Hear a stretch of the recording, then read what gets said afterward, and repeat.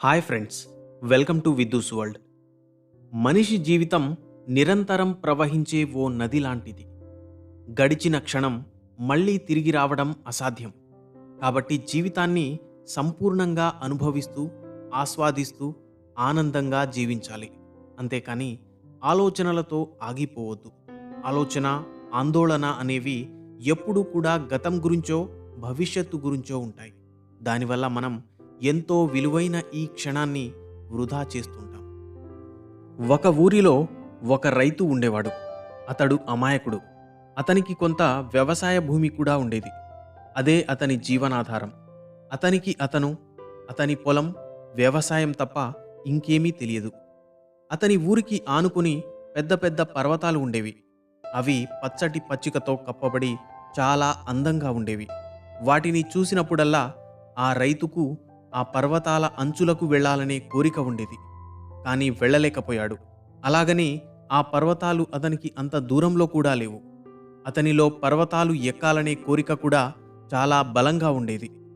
అయితే ఒకసారి అతను బయలుదేరాలనుకునే సమయానికి అతని దగ్గర ఒక దీపం కూడా లేదు. పర్వతారోహణ చేయాలంటే తెల్లవారుజామున మొదలు పెడితేనే త్వరగా పర్వతారోహణ చేయగలుగుతారు. ఎండ వస్తే ఎక్కడం కష్టమనేది అతని అభిప్రాయం. ఎలాగోలా చివరికి ఒక దీపాన్ని సంపాదించి దాని సాయంతో పర్వతారోహణ చేయాలని నిర్ణయించుకున్నాడు. దీపాన్ని సంపాదించాడు. ఆ రాత్రి అతనికి నిద్ర కూడా పట్టలేదు. అతనిలోని ఆరాటం ఎంతగా ఉందంటే తెల్లవారుజాము వరకు ఆగలేక రాత్రి 2 గంటలకే బయలుదేరి ఊరి చివరకు చేరుకున్నాడు. కానీ అమావాస్య రాత్రి కావడంతో ఊరంతా చిక్కటి చీకటితో నిండి ఉంది. వెంటనే అతనిలో ఒక అనుమానం బయలుదేరింది. అదేమిటంటే రాత్రి చూస్తే చిక్కటి చీకటితో నిండి ఉంది. పర్వతాలు చూస్తే చాలా ఎత్తుగా ఉన్నాయి. ఈ దీపపు వెలుగు 10 అడుగులు వరకు మాత్రమే పడుతుంది.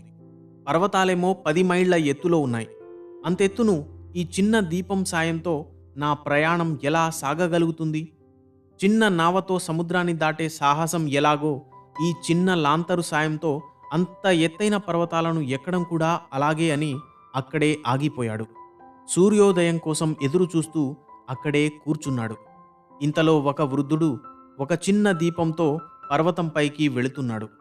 అప్పుడు అతను వృద్ధుని ఆపి తన అనుమానాన్ని చెప్పి ఈ చిన్న దీపంతో పర్వతంపైకి వెళ్లడం ఎలా సాధ్యమని అడిగాడు. అప్పుడు ఆ వృద్ధుడు ఆ అమాయకపు రైతును చూసి నవ్వి ఇలా అన్నాడు, పిచ్చోడా, నువ్వు మొదట దీపంతో నడవడం మొదలు పెడితే అదే నీతో పాటు వస్తూ నీ ప్రతి అడుగుకు 10 అడుగుల ముందు వరకు దీపపు వెలుగు కనిపిస్తుంది. అసలు బయలుదేరకుండానే అనుమానంతో ఆగిపోతే నువ్వు ఎప్పటికీ ఎక్కలేవు. వృద్ధుడు చెప్పిన విషయాన్ని అర్థం చేసుకున్న ఆ అమాయకపు రైతు లేచి నడవడం ప్రారంభించాడు. సూర్యోదయానికి ముందే పర్వతారోహణ చేశాడు. ఈ సత్యం మన జీవితంలో కూడా చాలా ఉపయోగపడుతుంది. కాబట్టి ప్రతి క్షణములో బ్రతుకుతూ జీవిత ప్రవాహాన్ని సాగనివ్వండి. ఆలోచించకండి, అనుమానపడకండి, ఆగిపోకండి. ఉన్నదానిని ఉపయోగించి ప్రయాణాన్ని మొదలుపెట్టండి. మనిషి భయాన్ని వీడాలి. మనిషికి ముఖ్యంగా 2 భయాలుంటాయి. ఓడిపోతామేమో అన్న భయం, మరణిస్తామేమో అన్న భయం. ఆశ్చర్యకరమైన విషయమొకటి ప్రతి మనిషి తెలుసుకోవాలి. అదేమిటంటే మరణము, జననము అనేవి 2 కాదు. అవి 2 ఒకే కొమ్మకు ఉన్న 2 కొనలు. కానీ మనం ఆ విషయాన్ని అర్థం చేసుకోకుండా జన్మాన్ని ఆహ్వానిస్తున్నాం, మరణాన్ని జీర్ణించుకోలేకపోతున్నాం. మృత్యు అంటే విపరీతంగా భయపడుతున్నాం.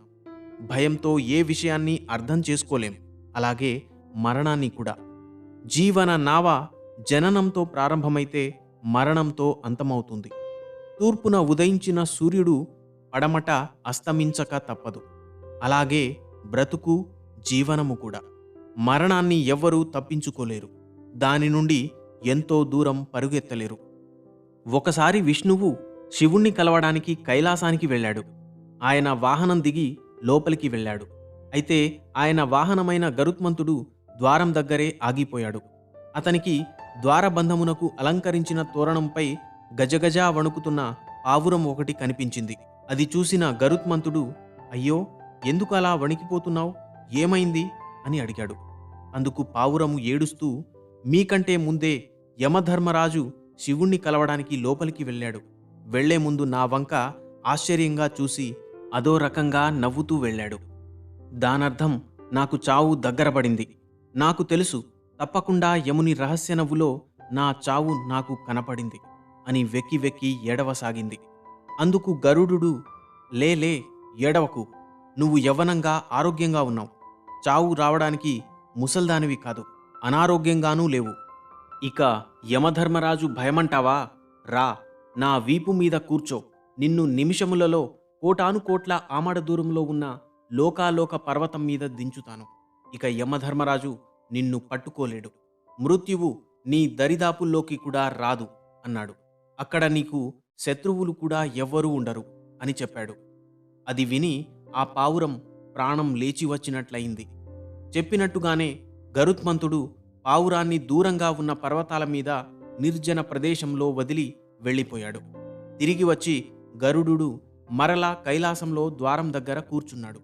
అంతలో యముడు లోపలి నుండి వచ్చి పావురము ద్వారం దగ్గర లేకపోవడంతో వెతుకుతూ ఉండగా గరుత్మంతుడు చూసి, ఏమి యమధర్మరాజా, పావురం కోసం వెతుకుతున్నట్టున్నారే? అది ఇక్కడ లేదు. నేను దాన్ని కోటానుకోట్ల దూరంలో ఉన్న లోకాలోక పర్వతంపై వదిలి వచ్చాను. అది నిర్భయంగా ఉన్నది అన్నాడు. ఈ మాటలు విన్న యమధర్మరాజు పకపకా నవ్వి, అయితే దాన్ని అక్కడకు చేర్చావా? ఇంతకు ముందు దాన్ని చూసినప్పుడు కొన్ని క్షణాల తర్వాత లోకాలోక పర్వతం మీద మృత్యువు నోటిలోనికి వెళ్ళాలి. దాని చావు అక్కడ రాసి పెట్టబడింది. అయితే నేను దానిని ఇక్కడ చూసి చాలా ఆశ్చర్యపోయాను. కాబట్టి మృత్యువు నుండి తప్పించుకోవడం ఎవరి వల్ల కాదు అనే విషయాన్ని అందరూ అర్థం చేసుకోవాలి. అది మనిషి ఆధీనంలో లేనిది, మనిషి ఊహకి అందనిది కూడా. అలాంటప్పుడు మృత్యుభయం అనేది అర్థం లేనిది. బ్రతికినంతకాలం తృప్తిగా బ్రతకాలి. ఓటమి గురించి బాధపడకుండా ఏదైనా సాధించడానికే ముందడుగు వేయాలి. గెలుపు ఓటమి మనకు రెండు కళ్ళు లాంటివి. ఏ ఒక్కటి లేకున్నా జీవితం అందంగా కనిపించదు. నువ్వు గెలవాలంటే ఎప్పుడో ఒకసారి ఓడాల్సిందే. వేట మొదలు పెట్టే ముందు సింహం కూడా 2 అడుగులు వెనక్కే వేస్తుంది. పంజా విసరాలంటే వెనక్కి అడుగు తప్పదు. గెలుపు కోసం ఎప్పుడో ఒకసారి ఓటమి తప్పదు. నిన్న గురించి భయపడేవాడు నేడు పోరాడలేడు. నేడు పోరాడలేనివాడు రేపు గెలవలేడు. గెలుపు కావాలనుకుంటే భయం వదిలేయాలి. భయం పోవాలంటే పోరాడి తీరాలి. భయపడుతూ చేసే పోరాటం ఓటమి పాలవుతుంది. భయం వదిలి పోరాడితే విజయమే నీ సొంతమవుతుంది.